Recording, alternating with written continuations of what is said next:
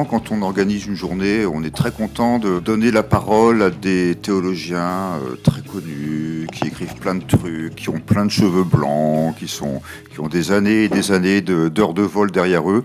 Moi, je suis très très content qu'on entende un jeune théologien. C'est pas le fait d'être jeune, c'est pas en soi, c'est ni bien ni mal. Mais ça nous rappelle qu'il n'y a pas besoin d'attendre 50 ou 60 ans pour être théologien. Geoffrey.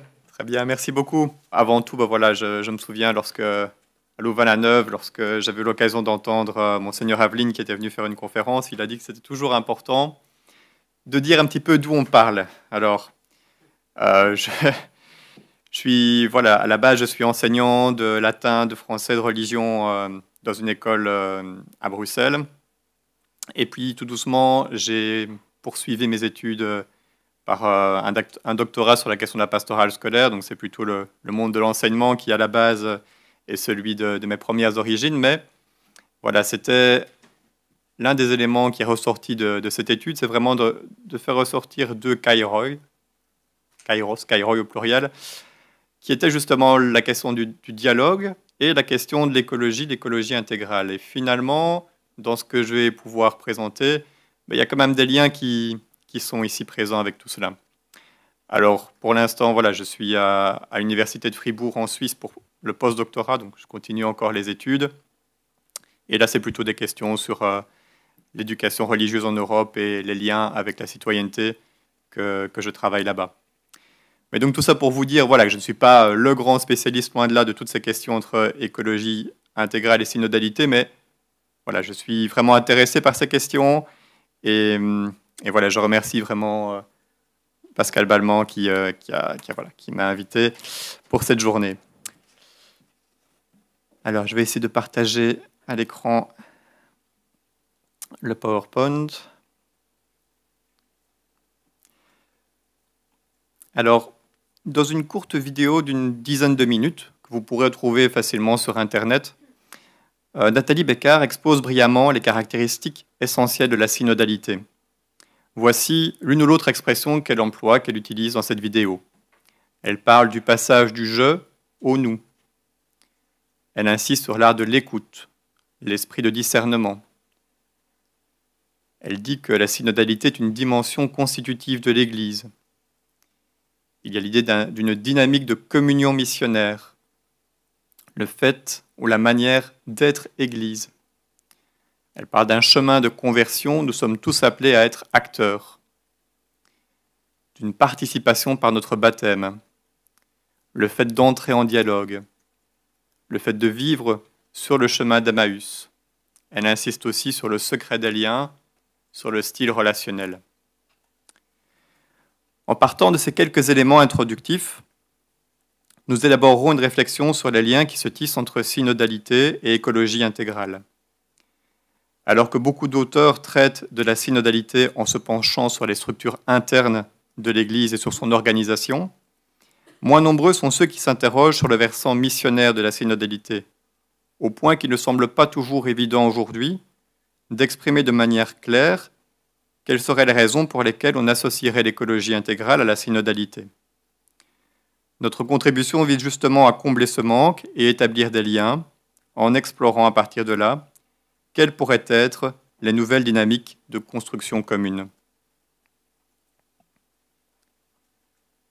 Alors, dans le cadre de ce que je présenterai, après avoir défini la synodalité et après avoir opté pour son sens large, nous plaiderons en faveur d'une synodalité missionnaire. Ensuite, grâce à l'apport de Salvatore Ecuro, un religieux spécialiste des questions de catéchèse, nous nous placerons sur un plan plus anthropologique et plus existentiel, afin de mieux comprendre ce qu'il appelle le défi de l'avec. Puis, nous poursuivrons notre itinéraire en étudiant la manière dont le pape François redéploie pour notre temps la méthode du voir, juger, agir de Vatican II, et en nous invitant non seulement à scruter les signes des temps, mais aussi à discerner ensemble et à construire ensemble. Dans la suite de notre parcours, nous approfondirons le double concept de pratique de dialogue et de culture de la rencontre utilisé à maintes reprises par le pape François, ainsi que la notion de métanoïa, de conversion, de transformation, de conversion spirituelle. Enfin, nous nous montrerons comment la dynamique synodale ouvre 3 pistes afin d'œuvrer ensemble pour la maison commune. D'une part, par une réinterprétation des Écritures à la lumière de l'être nouveau. Ensuite, par le fait d'être en dialogue avec le monde, avec une relecture de Laudato Si, en particulier de son chapitre 5. Et enfin, on montrera aussi qu'une des pistes de mise en œuvre, c'est un style de vie plus relationnel, avec la relecture du chapitre 6 de Laudato Si. Alors commençons par redéfinir la synodalité. On a certainement beaucoup entendu parler, mais il est important, je pense, de pouvoir repartir de là. Alors, plus complexe à définir qu'il n'y paraît, la synodalité s'explique avant tout à partir de son étymologie grecque. Comme vous le savez, syn, ensemble, odos, le chemin. Ainsi, selon Philippe Bécard et Grégory Solari, la synodalité désigne le peuple de Dieu qui chemine ensemble, à la suite du Christ, dans la réalisation du monde, où l'Esprit est déjà à l'œuvre et nous précède. La synodalité, c'est donc le fait de cheminer ensemble en présence du ressuscité selon le modèle du récit des pèlerins d'Emmaüs. Par ailleurs, avec le canoniste belge Alphonse Borras, nous pouvons établir une distinction entre la synodalité formelle et informelle, ou entre la synodalité au sens strict et la synodalité au sens large. Alors que la première étudie les structures de fonctionnement de l'Église, la seconde envisage plutôt l'esprit ou le style synodal. C'est une nouvelle manière d'être et d'agir au service de la société. Par l'écoute réciproque, le dialogue, la participation et la conversion, la synodalité au sens large désigne cette fois un modus vivendi et operandi, c'est-à-dire un mode de vie caractéristique des chrétiens à adopter dans leur quotidien. En ce sens, la synodalité renouvelle notre manière d'être Église, en rappelant que ce qui constitue l'identité de celle-ci, c'est le fait d'être peuple de Dieu. En effet, la synodalité touche à la fois à la vie et à la mission de l'Église, comme l'indique le titre d'un récent document romain de la Commission théologique internationale auquel je vais souvent me référer. Le document s'appelle « La synodalité dans la vie et la mission de l'Église ». Plus loin, nous verrons que ce nouveau style d'Église synodale se développe aussi par la pratique du dialogue et l'exercice de relations plus fraternelles.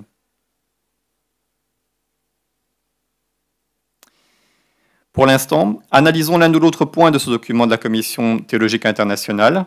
C'est l'une des 6 commissions pontificales de la Curie romaine, qui est présentée, donc, cette commission qui est présentée par le théologien romain Romano Sala comme étant une carte de navigation, un excellent point de départ pour comprendre la synodalité. Et en l'occurrence, ici, j'ai repris le paragraphe 70 de ce document, qui nous éclaire d'une part sur le fait que la synodalité est comme une dimension constitutive de l'Église, mais aussi parce que ce point présente les 3 aspects de la synodalité. Ce paragraphe 70 distingue donc, premièrement, avant tout, le style particulier qui détermine la vie et la mission de l'Église, comme je l'ai dit, un modus vivendi et operandi.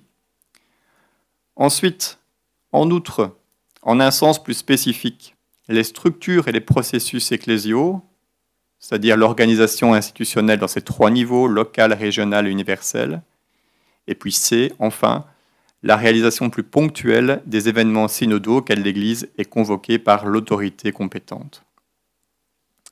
Alors, compte tenu de la dimension plus missionnaire qui nous préoccupe dans notre recherche des liens entre synodalité et écologie intégrale, nous allons privilégier ici de développer le sens large de la synodalité, ce style se caractérisant par la méthode dialogale, par la construction d'un ethos social fraternel et solidaire et inclusif, et une transformation intérieure de tout le peuple de Dieu en vue de la mission. En ce sens, la synodalité est comprise comme la réponse à un appel gratuit de Dieu à vivre comme son peuple qui chemine dans l'histoire vers l'accomplissement du royaume. Voilà pour ce premier point. Maintenant, voilà, on est parti sur cette dynamique missionnaire. On va essayer d'explorer un petit peu ce sens d'une synodalité missionnaire. Toujours grâce à ce document de la Commission théologique internationale, nous constatons que le renouvellement interne de la vie de l'Église a pour objectif d'insuffler un nouvel élan missionnaire, d'annonce de l'Évangile. D'ailleurs, comme on l'a rappelé tout à l'heure, le prochain synode des évêques en octobre 2023 à Rome vise également cette composante missionnaire, puisqu'il s'intitule « Pour une Église synodale, communion, participation et puis mission ». Donc on a vraiment cette dimension missionnaire qui est au cœur du sujet, qui est vraiment très très importante. La synodalité se comprend donc comme une mise en mouvement, ce qui a tout son sens depuis Ad Gentes, puisque l'Église est reconnue comme étant elle-même missionnaire. Le but de l'Église ne se trouve donc pas en elle-même, mais elle vise plutôt de s'ouvrir aux périphéries et doit s'orienter vers la construction du royaume qui vient. Pour cette raison, une véritable rencontre avec nos frères et nos sœurs de notre temps, avec les hommes et les femmes de notre temps, s'avère vraiment nécessaire. À nouveau, les paragraphes 118 et 119 qui sont ici à l'écran sont vraiment importants et vont vraiment pouvoir nous éclairer sur le sens de cette signalité missionnaire. Si je reprends le paragraphe 118, on peut y trouver ceci. Les initiatives de rencontre, de dialogue et de collaboration s'affirment comme des étapes précieuses dans ce pèlerinage commun. Et le chemin synodal du peuple de Dieu se révèle une école de vie pour acquérir l'éthos nécessaire à la pratique d'un dialogue avec tous, sans irénisme ni compromis. On insiste bien sur cette notion d'éthos, qui signifie donc un art de vivre, une coutume, une manière de vivre. Dans le paragraphe 119, on y lit aussi que la vie synodale de l'Église se présente en particulier comme une diaconie pour la promotion d'une vie sociale, économique et politique des peuples, placée sous le signe de la justice, de la solidarité et de la paix. Pour le dire autrement, on pourrait dire ceci. Parce que j'apprends à dialoguer en vérité avec mes frères et sœurs à l'intérieur de l'Église, j'acquiers en quelque sorte une certaine expertise, une certaine expérience du dialogue qui me permettra, moi aussi, à la suite, de pouvoir dialoguer avec le monde. Ainsi, avec les autres, je serai à la recherche de solutions partagées pour répondre aux défis de notre temps. Si ces solutions à construire ensemble par la méthode dialogale, tant à l'intérieur, sont à construire ensemble par la méthode dialogale, tant à l'intérieur qu'à l'extérieur de l'Église, le critère éthique de l'action sociale de l'Église exige que la clameur de la terre et que le cri des pauvres soient toujours pris en compte. En somme, on peut retenir comme premier enseignement que le style synodal et que l'écologie intégrale se rejoignent dans la mission de l'Église et dans sa dimension diaconale en particulier. De plus, comme nous le préciserons dans le point suivant, la pensée du pape François nous invite à aller au-delà des séparations entre croyants et non-croyants. L'évêque de Rome nous met ainsi en route, ensemble, pour explorer des sujets très divers et très vastes. Ces thématiques qui nous préoccupent tous sont donc susceptibles de rassembler l'humanité tout entière, tout le peuple de Dieu, pourrions-nous dire, puisqu'elles développent à la fois des thèmes ecclésiaux et humains. Lorsqu'on parle d'un style de vie synodal, lorsqu'on parle d'écologie intégrale, lorsqu'on parle de fraternité universelle. C'est ainsi que d'une certaine manière, nous allons pouvoir envisager ce qu'on appelle le défi de l'AVEC, avec justement un penseur italien qui s'appelle Salvatore Curo. Ça va jusqu'ici? Alors, on va pouvoir entamer ce point. Donc pour mieux comprendre encore ce que c'est qu'une synodalité missionnaire, passons à présent à la compréhension de Salvatore Curo, lui qui explique d'autres pistes de réflexion en se plaçant cette fois-ci sur une perspective plutôt anthropologique et plutôt existentielle.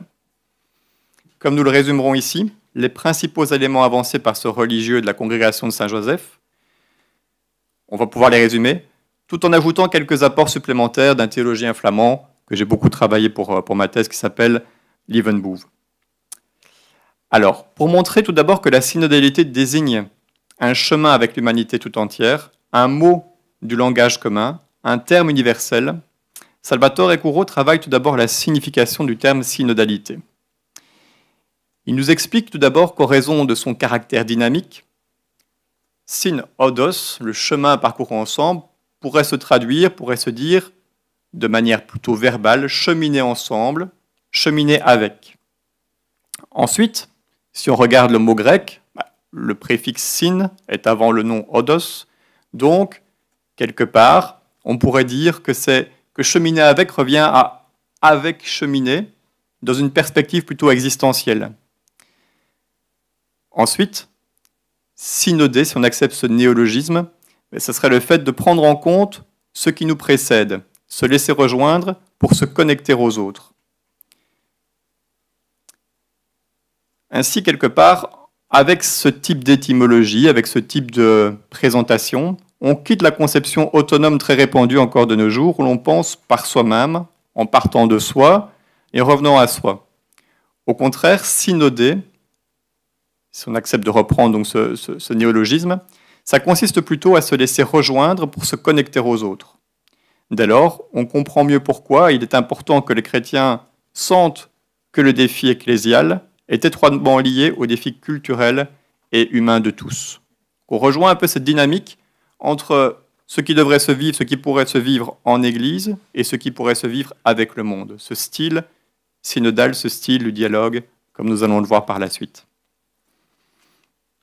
Puis, en partant d'un point de vue culturel cette fois, Salvatore Couro nous rappelle les propos du pape François. C'est comme un slogan très connu lorsque François nous dit « On peut dire qu'aujourd'hui nous ne vivons pas une époque de changement, mais un changement d'époque ». Dans le contexte d'une Europe occidentale, considérée comme post-laïque et post-chrétienne par le théologien flamand Lievenboeve, ce changement d'époque se caractérise par une société postmoderne et par trois processus descriptifs et non normatifs: la détraditionnalisation, la pluralisation et l'individualisation. Ainsi, ce n'est pas vraiment la religion qui a disparu de nos sociétés, là on serait dans une thèse de sécularisation, mais c'est plutôt le rapport aux institutions qui a changé. Et donc toujours selon Lievenboeve, le directeur de l'enseignement catholique flamand, la détraditionnalisation désigne cette interruption dans la transmission automatique d'une tradition à la suivante, la pluralisation qui se caractérise par la pluralité, tant à l'intérieur des églises ou des religions qu'à l'extérieur, et enfin la catégorie de l'individualisation. Elle indique que les choix des individus sont aujourd'hui les premiers. Ce sont ces choix qui façonnent aujourd'hui leur identité de manière réflexive. En constante interaction, les personnes décident donc individuellement du sens qu'elles veulent donner à leur vie. Alors s'il n'y a pas de raison de porter un jugement sur ces trois processus descriptifs, donc sur la détraditionnalisation, la pluralisation, l'individualisation, d'autant plus qu'il est nécessaire aujourd'hui de construire son identité suite aux effets de la détraditionnalisation, il n'en va pas de même pour les catégories normatives, et en particulier pour l'individualisme. En effet, le christianisme se doit de rejeter l'individualisme, compris au sens d'une autonomie absolue ou d'une autodétermination absolue de soi. Pour lutter contre toute forme consumériste, le souverain pontife mise sur la fraternité et sur la création des liens, car, comme on peut le lire dans Fratelli Tutti 105, l'individualisme ne nous rend pas plus libres, plus égaux, plus frères. La simple somme des intérêts individuels n'est pas capable de créer un monde meilleur pour toute l'humanité. C'est ce qu'on peut vraiment lire dans le texte si vous parcourez Fratelli Tutti. Et d'ailleurs, pour pouvoir relater aussi une petite anecdote supplémentaire par rapport à ce que dit François à ce niveau-là, il indique qu'il n'y a pas de place de l'individualisme dans le dialogue avec Dieu. Et pour ça, vous avez peut-être lu ou relu, si vous lisez de temps en temps les textes du Vatican. Il explique cela à partir de la prière du Notre Père, comme nous l'avons pu la dire tout à l'heure ensemble. Lorsqu'on dit le Notre Père, il dit il y a un mot qui manque. Il y a un mot qu'on ne dit jamais dans cette prière qui peut parfois surprendre. C'est le fait qu'on ne dit jamais le je. Et donc, quelque part, voilà, on est directement dans ce passage du tu au nous, mais sans passer par le je. Et donc, voilà, l'individualisme n'a pas de place dans le dialogue avec Dieu, tout comme l'individualisme va devoir être contesté dans le cadre de ce qui nous préoccupe ici, que ce soit dans le cadre de l'écologie, dans le cadre des processus synodaux. Et donc, face au primat de l'individu, il s'agit de relever ensemble le défi de l'avec, le défi de la fraternité. Pour y parvenir, François se place sur un plan humain et évangélique à la fois, un plan qui précède la différence entre croyants et non-croyants, sans ignorer ces différences, sans les annuler, mais donc il se place sur un plan qui surmonte la logique d'opposition entre l'intérieur et l'extérieur par rapport à l'Église. Et quelque part, cette réponse de style, de langage, c'est déjà une réponse à ce défi de l'AVEC. Ainsi, nous comprenons que la culture de l'individualisme et de la liberté absolue ne peut être remise en question que par son opposé, c'est-à-dire par l'émergence d'une culture où les personnes sont reliées les unes aux autres et où chacun se sent responsable de son prochain. Cette dimension culturelle du défi de l'AVEC s'accompagne donc d'un aspect existentiel. En effet, pour se comprendre en postmodernité, le sujet a besoin de l'altérité, que ce soit dans la relation à soi-même, aux autres créatures et éventuellement à la transcendance divine. Et là, on fait bien sûr référence à des auteurs comme Ricoeur, avec soi-même comme un autre. Donc il y a bien besoin de se réconcilier avec toutes ces dimensions, autres que soi, afin de réaliser pleinement le sens de son identité. Dans cette herméneutique du soi, la véritable compréhension de notre être profond ne peut passer que par l'altérité. C'est la raison pour laquelle nous comprenons aisément que l'être est nécessairement être avec, et que l'altérité nous précède toujours. En théologie chrétienne, il en va de même avec l'acceptation de la révélation. Quelque part, par la grâce, c'est le Christ qui agit le premier. En effet, il nous appelle et nous sommes appelés à lui répondre. D'ailleurs, quelle que soit notre réponse à cet appel, avant même que nous lui répondions, il chemine déjà avec nous à nos côtés. Selon Salvatore Ecuro, il s'agit donc de découvrir les traces du passage de Dieu et de la rédemption du Christ, voire même les traces de notre être déjà avec Dieu, de pouvoir habiter ces traces et par rapport à celles-ci, de libérer le sens de la révélation et de donner une voix à l'Évangile, d'exprimer l'entrelacement entre la révélation et la nudité de l'existence. Voilà, c'est une citation de Salvatore Ecuro. Donc grâce à cet apport vraiment qui me semble déterminant de ce professeur italien de l'Université pontificale salésienne, on a essayé de mettre en évidence qu'un style synodal se place toujours sous le signe de l'AVEC, tant sur les plans culturels, anthropologiques qu'existentiels. De cette manière, en recréant du lien, de l'amitié sociale, de la fraternité pour lutter contre l'individualisme, il redevient possible d'avancer ensemble. En saisissant que notre être profond est un être avec, un être toujours précédé par une altérité, nous avons en main les clés pour participer activement à ce changement d'époque annoncé par le pape François. Celui-ci d'ailleurs nous donne de précieuses indications afin que nous trouvions ensemble des solutions aux nombreux défis de notre temps. Pour cela, il redéploie ce qui était encore inaccompli dans la théologie de Vatican II et réactualise pour notre temps, réactualise pour notre époque, en crise, la méthode du voir, juger, agir. Là, c'est le 4e point que j'aborderai.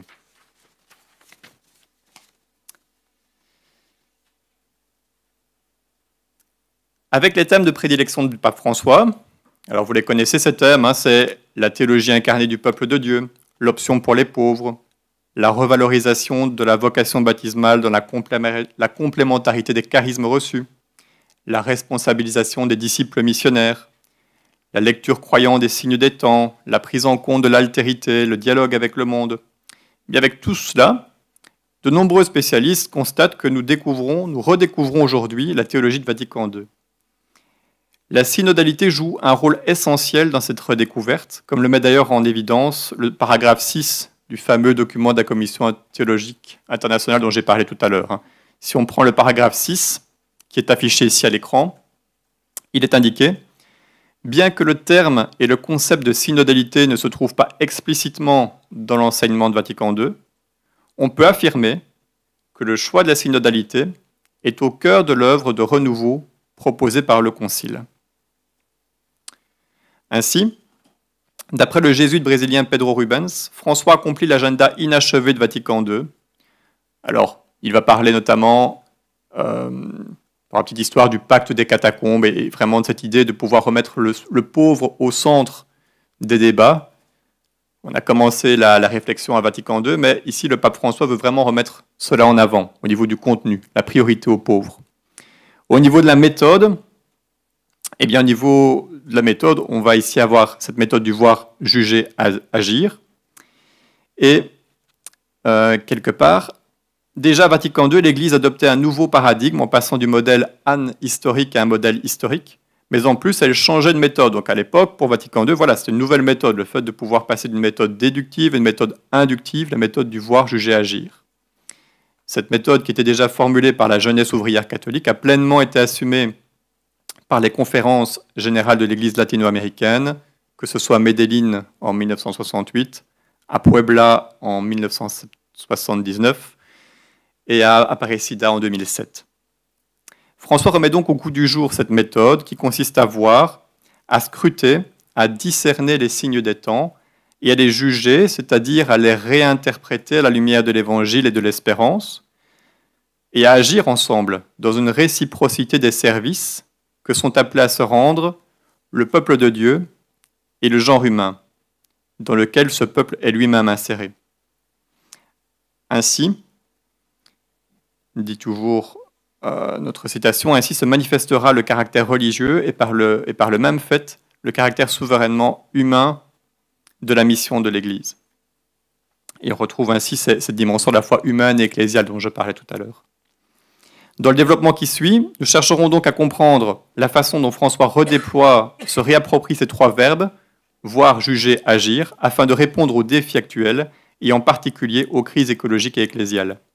En d'autres termes, nous listerons quelques éléments qui nous permettront de mieux saisir la manière dont François réceptionne les enseignements et la méthode de Vatican II. Alors, commençons par le voir. Voir, ou bien, comme je le disais, discerner les signes des temps. Tout d'abord, selon le pontife argentin, voir s'apparente aujourd'hui à considérer chacune de nos crises contemporaines comme de nouveaux signes des temps. Il part à chaque fois des crises, le pape François, dans ce qu'il dit comme discours, et surtout, ce qui doit nous motiver, ce qui doit être intéressant, me semble-t-il, c'est le fait qu'il insiste. Il ne faut pas en avoir peur. D'ailleurs, vous connaissez aussi peut-être l'étymologie, ou en tout cas la façon dont on écrit le mot crise en chinois avec les deux caractères. La crise qui est à la fois un signe de danger, une idée de danger, mais qui est aussi une opportunité à saisir. Il s'agit de capter cette opportunité. Cela revient à retrouver une solution potentielle à la crise. Et alors là, on n'est pas très loin de la signification du kairos en grec. Le kairos, à la base, c'était ce dieu grec qu'il s'agissait d'attraper quand il passe. On le représente souvent avec une touffe de cheveux, et il s'agissait d'attraper le kairos quand il passe à l'instant T, au moment opportun. C'est le moment opportun, le kairos. J'en parle ici parce que ça va revenir par la suite dans ce que je présenterai. Certes, toutes ces crises que nous vivons, des crises écologiques, ecclésiales, mais aussi des crises sanitaires, sociales, économiques, politiques, plein de crises, toutes ces crises constituent un temps d'épreuve. Mais le pape François nous dit que c'est l'Évangile en premier qui nous met à l'épreuve. En tant que chrétiens, nous ne devrions donc pas nous effrayer, car c'est un temps où l'Esprit agit. On parlait tout à l'heure de l'Esprit. Eh bien, effectivement, c'est un temps où l'Esprit agit, même dans les crises. Tous les hommes et toutes les femmes de bonne volonté, et les chrétiens en premier, sont donc appelés à discerner l'action de l'Esprit. Il nous faut donc lire les signes des temps que la crise révèle en cette période marquée par l'incertitude. En fait, nous pourrions répondre au kairos de la crise par le kairos de la synodalité, qui se traduit par le besoin de participation, par la demande croissante de coresponsabilité, par les rapports moins hiérarchiques. Cette expression, d'ailleurs, kairos de la synodalité, est employée toujours dans ce document de la Commission théologique internationale, qui reprend aussi, pour parler du kairos, d'un autre slogan du pape François. Vous savez qu'il dit toujours, le chemin de la synodalité est le chemin que Dieu attend de l'Église du 3e millénaire. Et donc, c'est comme un slogan qui revient, mais voilà, il y a cette idée de kairos de la synodalité qui répond au kairos de la crise. Passons maintenant au juger. Juger ou bien réinterpréter ces signes des temps, ces signes de la crise à la lumière de l'espérance et de l'Évangile. Le discernement pour scruter ces signes nouveaux des temps est nécessaire. Nous sommes donc en quelque sorte appelés à discerner avant de juger. Or, nous ne discernons pas seuls, mais nous discernons en Église, pour prendre l'expression latine, sentire cum ecclesia, avec tout le peuple de Dieu grâce au sensus fidei fidelium, au sens de la foi des fidèles. C'est pour cette raison que le flair, lorsqu'on voit certains textes de François, on parle du flair du troupeau, c'est pour cette raison que le flair du troupeau est si important. Afin de répondre aux crises de notre temps, tous les charismes sont nécessaires. De plus, cette diversité des talents constitue une véritable richesse pour la mission de l'Église, car pour entendre ensemble ce que l'Esprit dit aux Églises, il faut être à l'écoute de tout le peuple. Ainsi, le propre du chrétien serait peut-être de pouvoir répondre à ce langage de la crise, sous l'angle peut-être de l'opportunité, ou plutôt de la chance à saisir pour annoncer la parole, parce que nous savons que l'Esprit agit encore en ce monde. Grâce à la petite espérance qui naît de nos actions les plus humbles, les plus petites, et grâce à la lumière de l'Évangile, nous percevons que le temps de la crise est un temps de l'Esprit, et qu'il est possible aujourd'hui de croire en la vie, de croire qu'on peut encore changer, de pouvoir agir pour le royaume. En effet, chaque crise s'accompagne de son kairos, de sa nouveauté à saisir, qui surgit de l'ancien pour le rendre fécond. Il ne s'agit pas de tout réinventer, il s'agit de pouvoir faire ressortir de l'ancien cette nouveauté qui va nous permettre de répondre aux crises de notre temps. Il y a donc une mise à jour nécessaire à réaliser, une réinterprétation de nos traditions, des Écritures et de l'Évangile pour répondre aux crises de notre temps avec espérance. Voir, juger, agir. Agir ou bien construire ensemble à partir de notre appartenance commune. Chaque crise nous invite à agir, à réagir ensemble avec synergie. Pour ce faire, François nous indique tout d'abord qu'il s'agit d'accepter la crise comme un temps de grâce. Ensuite, dans son discours à la Curie pour les vœux qu'il a prononcés en 2020, le souverain pontife insiste aussi sur cette distinction entre crise et conflit. Alors que, comme nous venons de le voir, une issue positive est toujours envisageable dans le cas d'une crise, au contraire, il n'en va pas de même dans le cas d'un conflit qui engendre, selon le pape François, je reprends ces mots, contradiction, compétition, antagonisme, apparemment sans solution, bref, il nous dit une perte du sens d'une appartenance commune. Une église sous le mode du conflit contredit sa propre nature et deviendra moins synodale, souligne François. Pour résoudre la crise, il n'y a pas d'autre solution que de travailler ensemble par la pratique de l'écoute réciproque, le dialogue, la rencontre avec nos frères. De plus, il est nécessaire de se convertir. Alors là, je reprends aussi un passage assez important, de mourir à une certaine mentalité pour faire place à la nouveauté de l'esprit. C'est ce que les pères de l'Église ont appelé la métanoïa. Le redéploiement de la méthode de Vatican II pour notre temps comprend donc les aspects suivants. Là, je résume un petit peu ce que je viens de dire. Voir les crises de notre temps et répondre au kairos de la crise par le kairos de la synodalité. Juger, ou plutôt discerner ensemble et en Église sous l'angle de l'espérance et de l'inouï de l'Évangile.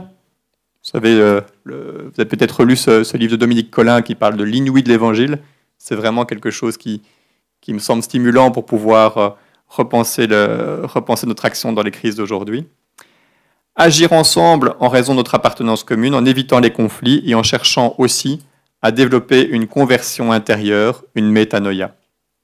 Voilà quelques éléments qui permettent de comprendre la manière dont François réactualise le voir, juger, agir pour notre temps. Notons que cette méthode s'applique tant aux démarches ecclésiales ad intra que pour ces démarches ad extra, tant pour la synodalité en Église que pour l'engagement en faveur de l'écologie intégrale. Voilà pour ce point 4. Ça va toujours ? Alors, on va pouvoir approfondir maintenant quelques aspects qui sont assez importants, notamment dans ce point 5, la pratique du dialogue et la culture de la rencontre. La pratique du dialogue et la culture de la rencontre fait donc assurément partie de la tâche de discernement en Église et avec le monde. C'est la raison pour laquelle nous explorerons à présent ce thème dont nous avons déjà exposé plusieurs aspects.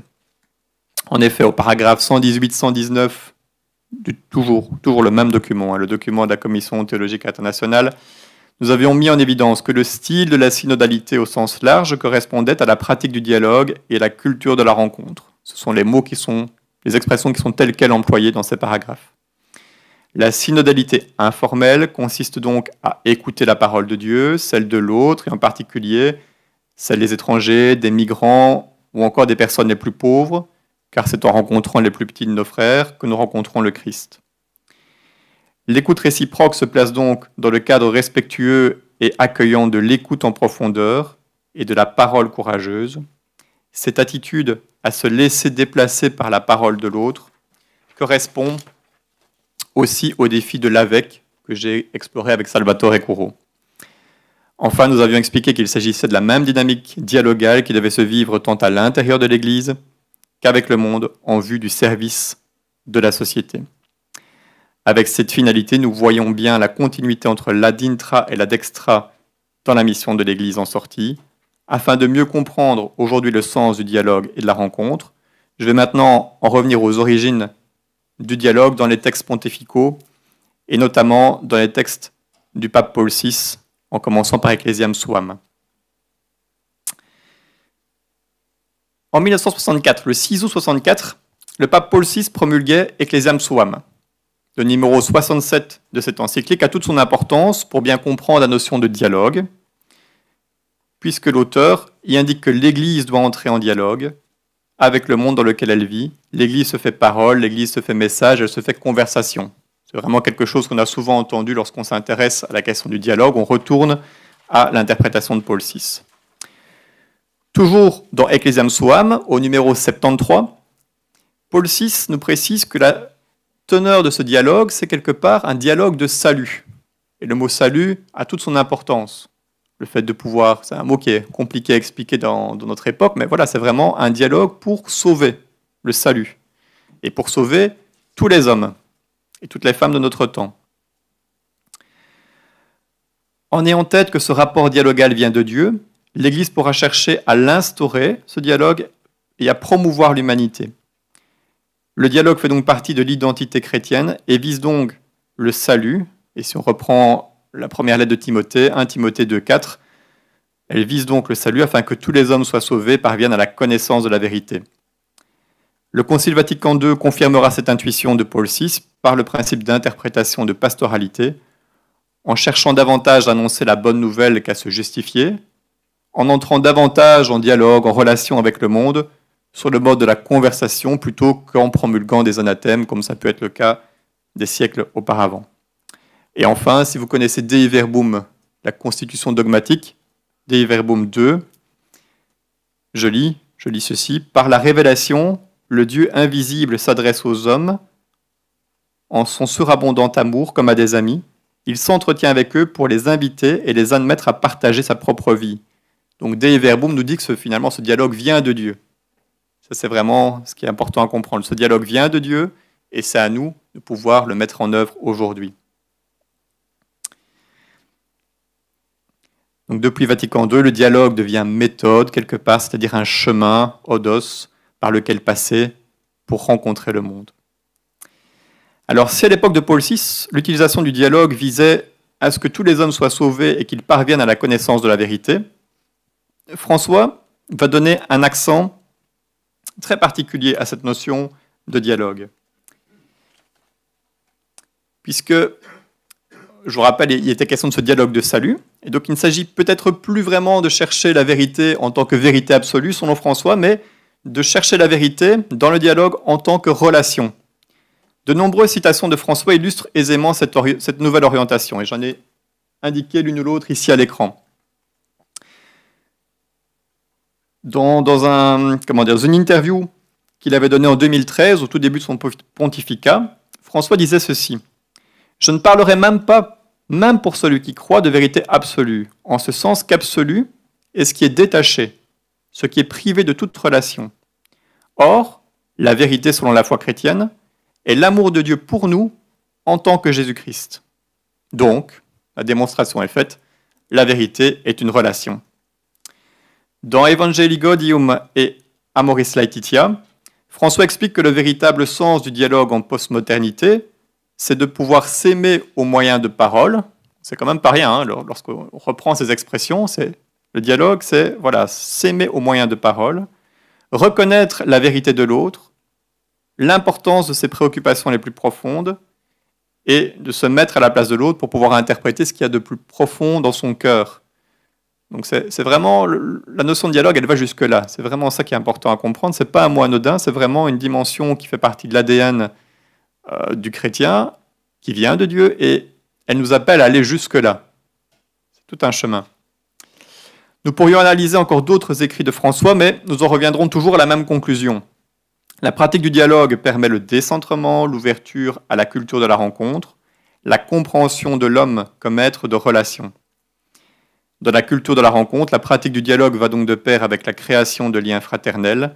C'est ce que François a expliqué dans un récent message vidéo, il y a quelques jours, pour la deuxième journée internationale de la fraternité humaine, ici le 4 février. Il nous disait ceci, et j'ai mis en italique les mots qui me semblent importants. Il dit « Le chemin de la fraternité est long. C'est un parcours difficile, mais elle est l'encre de salut pour l'humanité. » On revient avec ce thème du salut.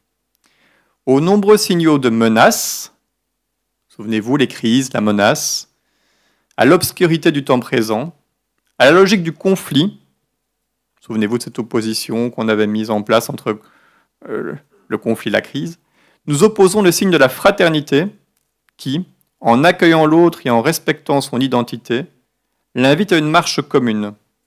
Non pas égaux, donc on n'est pas vraiment dans une démocratie, c'est pas forcément ça la synodalité, mais frères, chacun avec sa propre personnalité, chacun avec sa propre singularité. Il n'est pas surprenant de se rendre compte que tout est lié. Le chemin de l'Église et le chemin de l'amitié sociale et écologique se rejoignent donc dans la marche commune de la fraternité, où chacun trouve sa place, avec le charisme propre qu'il a reçu.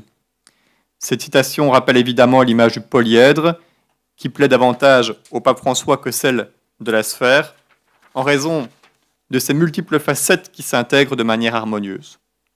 Le chemin de la fraternité constitue donc l'encre de salut pour l'humanité en ce 3e millénaire, l'espérance d'un salut pour toute la création, pour toutes les femmes et tous les hommes de notre temps, ainsi que pour toutes les créatures.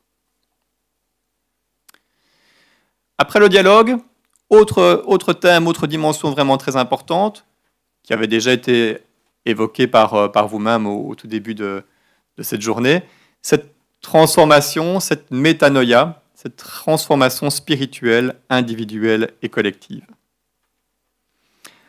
En plus de la pratique du dialogue et de la rencontre, une transformation intérieure et spirituelle des personnes, une métanoïa, s'avère nécessaire pour résoudre les crises auxquelles nous sommes confrontés.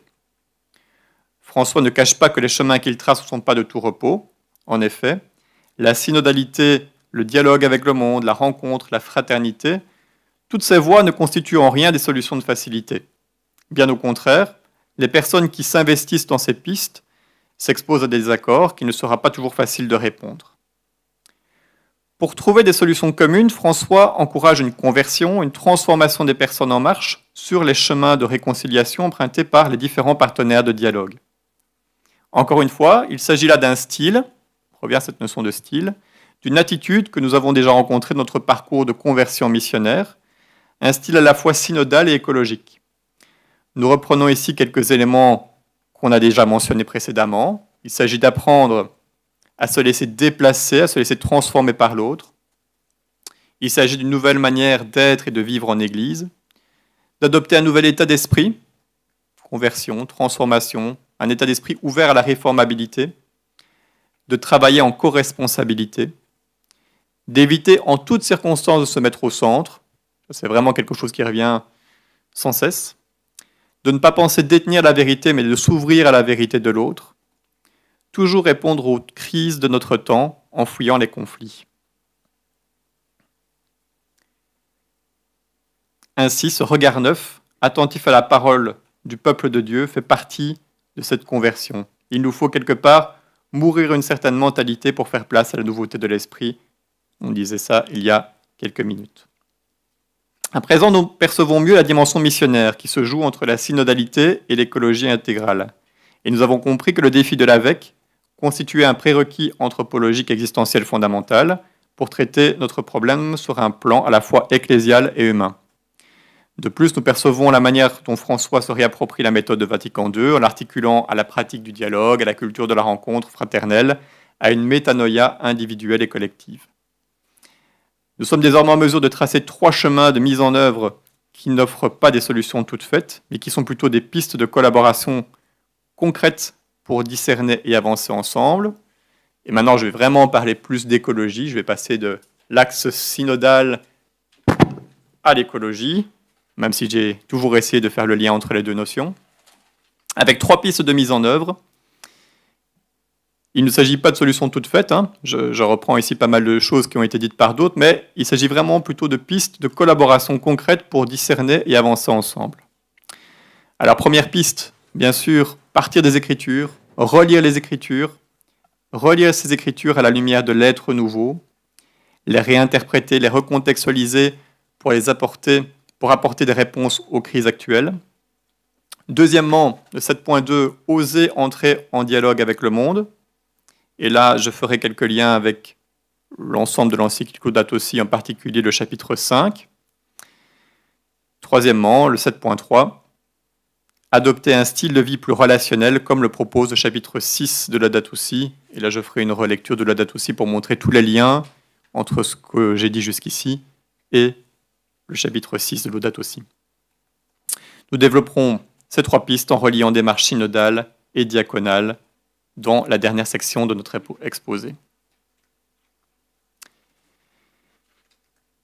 Pour une réinterprétation des Écritures et de la lumière, à la lumière de l'être nouveau. Alors pour se mettre en route, avant de véritablement agir, il nous faut encore relire et réinterpréter les Écritures à la suite du Christ. C'est ce que nous enseigne l'exégète Céline Romer de l'Institut protestant de théologie à Montpellier. Selon elle, il y a un récit que vous connaissez tous, qui est vraiment le récit synodal par excellence, qui a d'ailleurs été utilisé lors du synode pour les jeunes. Le récit des pèlerins d'Emmaüs constitue la meilleure des mises en marche possibles pour pouvoir comprendre la synodalité. C'est le texte paradigmatique pour comprendre la mission ecclésiale. Selon Céline Romer, les textes bibliques ont pour mission de nous mettre en route ensemble.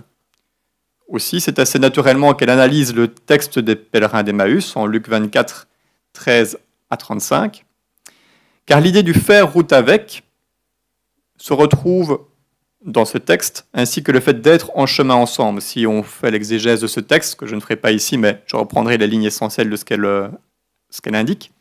Verset 15, verset 17, tout comme à la fin du texte, verset 32, verset 35, on a cette idée de faire route ensemble, de marcher avec.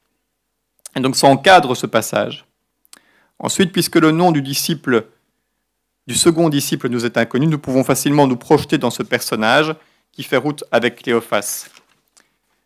Au début, l'échange est stérile.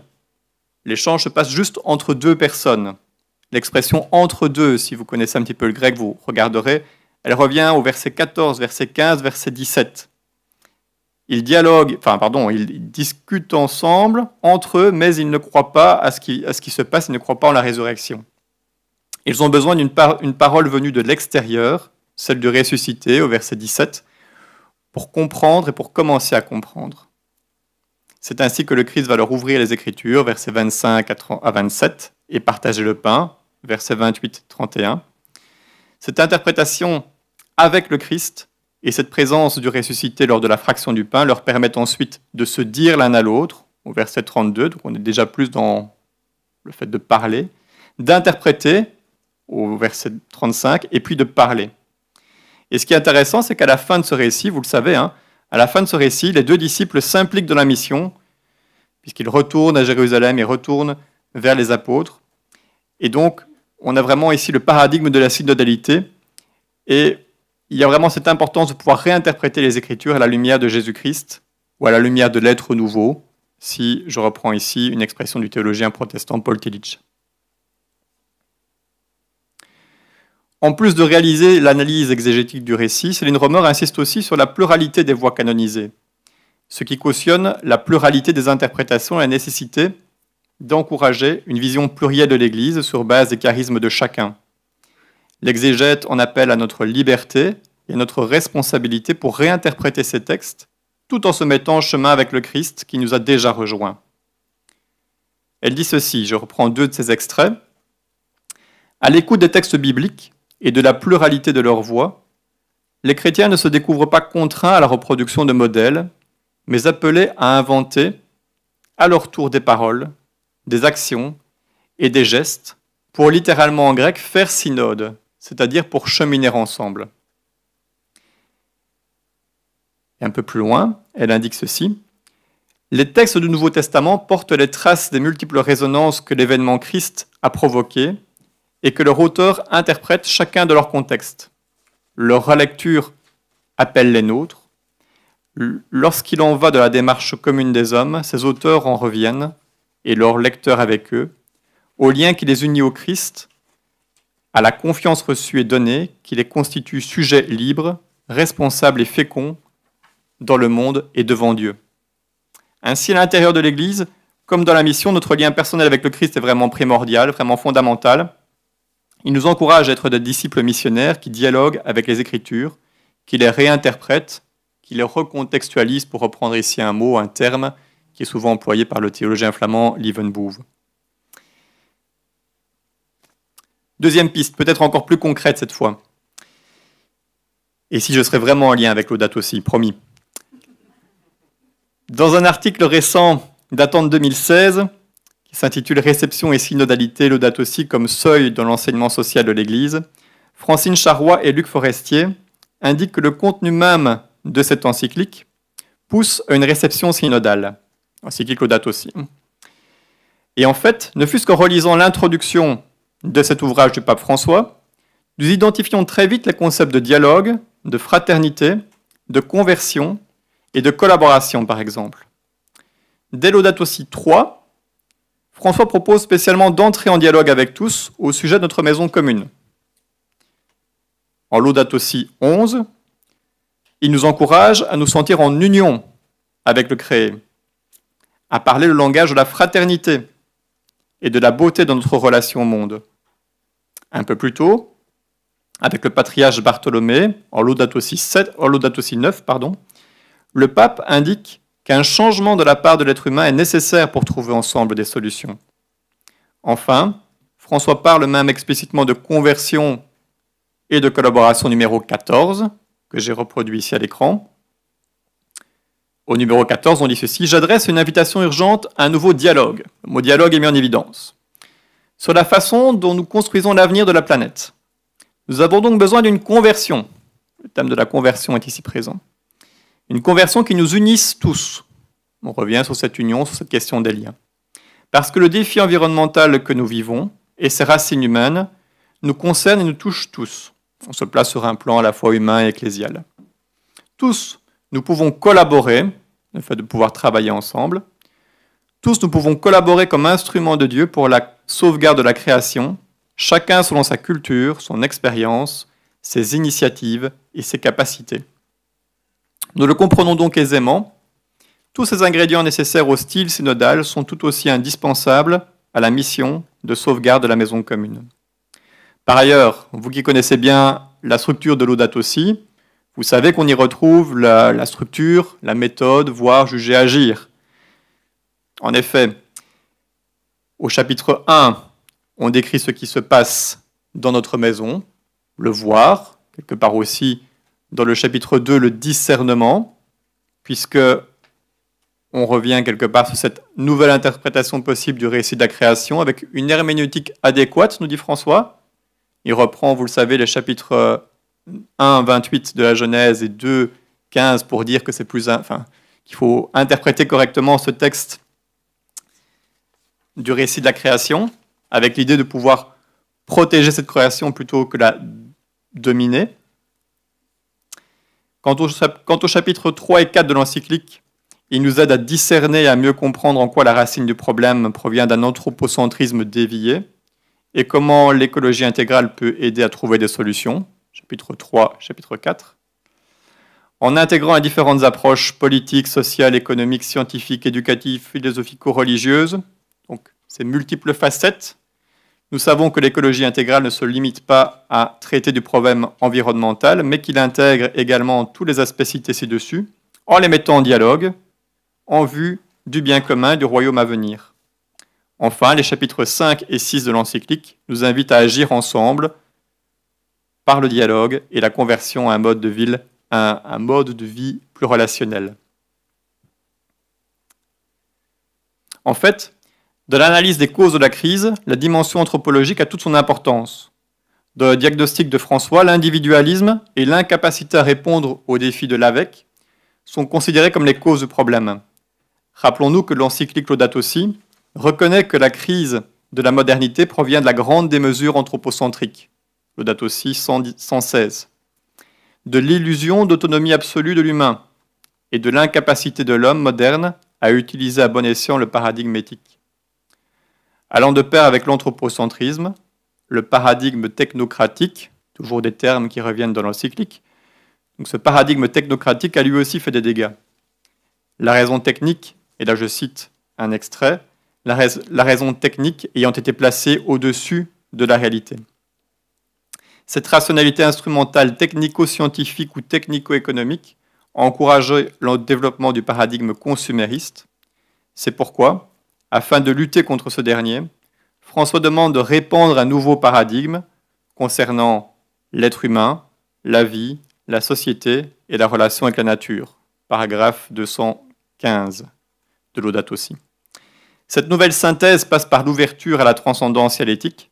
Bien plus, elle nécessite un dialogue entre la science, la politique et les sagesses comprises au sens large, culture, spiritualité, religion. Si vous regardez le chapitre 5 de Laudato Si, dans les différents titres, il suffit de regarder ne fût-ce que les titres de l'encyclique, les sous-titres du chapitre 5, vous verrez qu'il est question d'un dialogue avec la science, d'un dialogue avec la politique, et de laisser quelque part la place à un dialogue avec les spiritualités, avec les religions. Cette piste de solution dialogale pour sortir de la crise est spécifiquement développée donc, dans ce chapitre 5 de l'encyclique et démontre la pertinence de la multiplicité des approches du réel.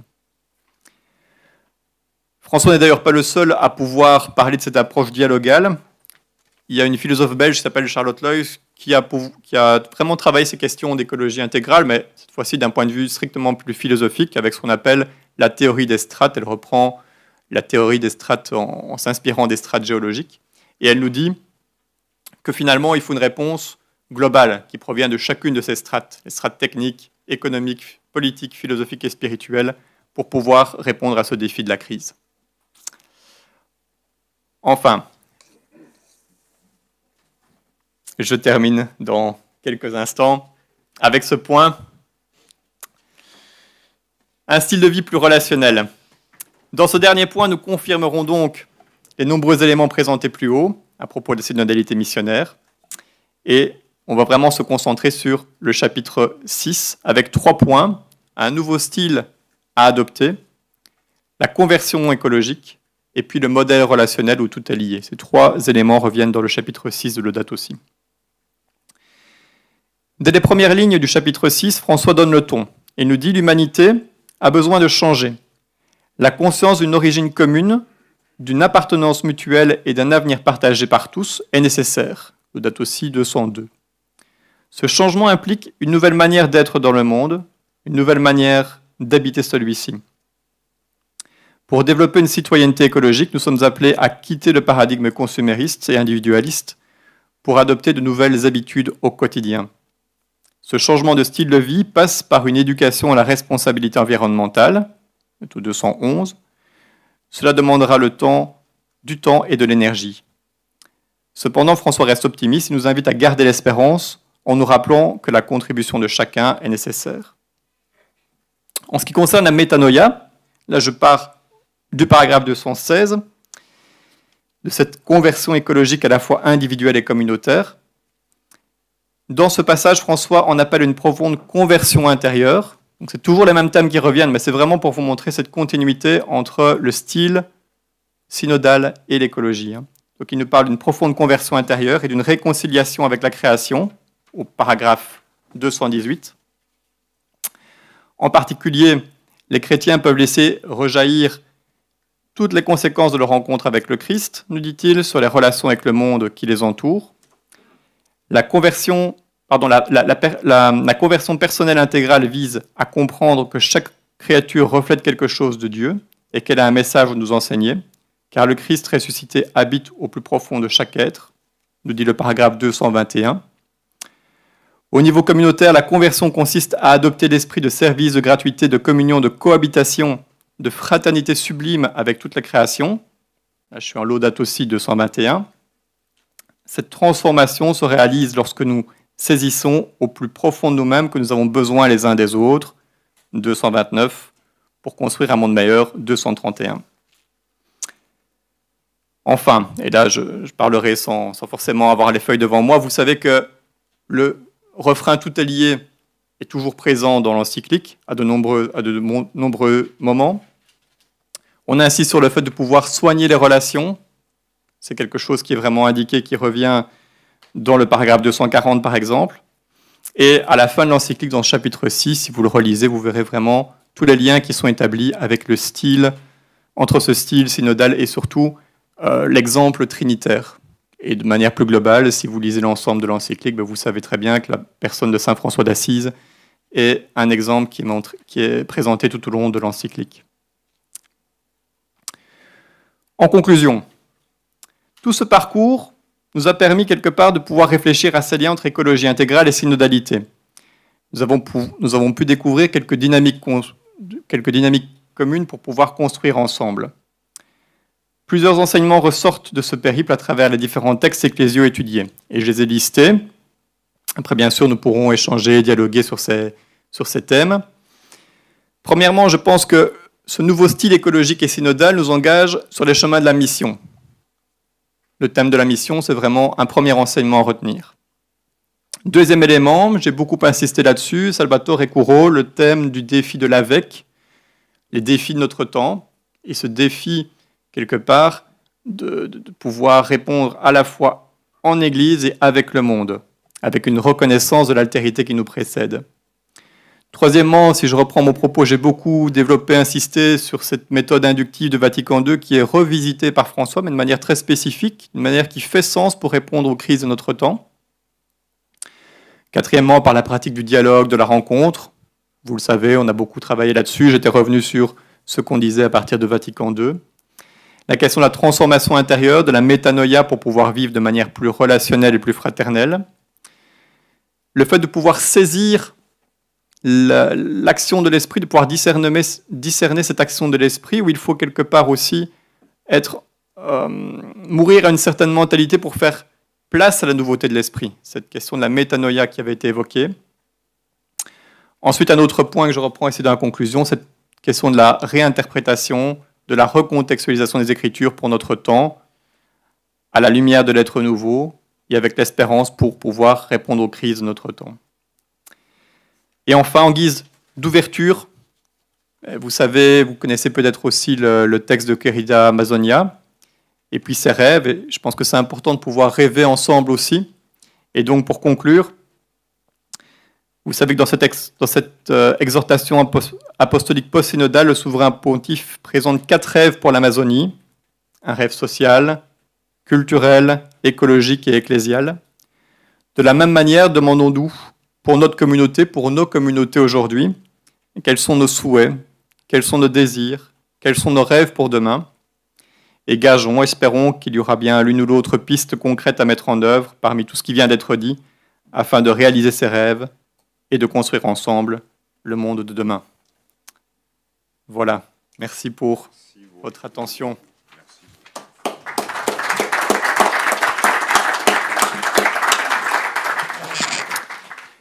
Merci vraiment, Geoffrey. Je pense que tout le monde sera d'accord avec moi si je dis que vous nous avez pris au sérieux. Mais ça nous honore, enfin moi je le vis comme ça, vous nous avez pris au sérieux. On sent bien aussi, vraiment je suis reconnaissant que vous avez pris au sérieux la sollicitation que vous avez. Il y a du travail, ça se sent, il il y a de la sueur, mais il n'y a pas besoin. Mais voilà, mais la sueur ne se sent pas. Il n'y a pas besoin qu'il mette ses sandales. Voilà. C'était évidemment dense, riche, très éclairant. Moi, je retiens en particulier tout ce que vous avez bien montré sur ce qu'il y a de commun entre synodalité et écologie intégrale en termes de démarche, de style, de place centrale de la conversion. Puis le sentiment que tout ce qui est fraternité et relations sont vraiment au cœur du lien entre démarche synodale d'une part et démarche d'écologie intégrale de l'autre.